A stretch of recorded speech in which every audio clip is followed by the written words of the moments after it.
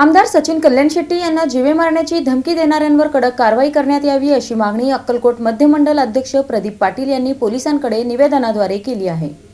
अक्कलकोट विधानसभा मतदारसंघाचे आमदार सचिन पंचप्पा कल्याण शेट्टी यांना जीवे मारण्याची धमकी दिल्याच्या घटनेप्रकरणी संबंधितांवर कठोर कारवाई करण्याची मागणी भारतीय जनता पार्टी अक्कलकोट मध्य मंडल अध्यक्ष प्रदीप पाटील यांनी केली आहे।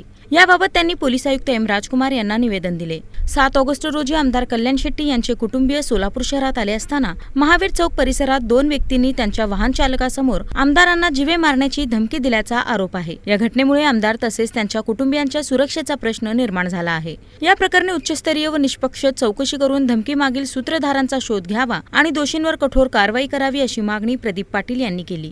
परवा दिवशी 7 तारखेला शुक्रवारी रात्री ज्या 2 समाजकंटकांनी आमदार साहेबांना त्यांच्या ड्रायव्हरला सांगून ही जीवे मारण्याची धमकी या ठिकाणी त्यांनी दिलेली आहे, त्याचं आम्ही भारतीय जनता पार्टी अक्कलकोट आणि सोलापूर च्या वतीनं तीव्र निषेध करतो।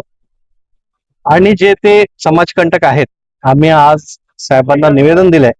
साहेबांनी सुद्धा आम्हाला आश्वस्त केलंय की आम्ही लवकरात लवकर योग्य ती कारवाई कशी करता येईल ती करतो म्हणून आम्हाला सांगितलेले आहेत।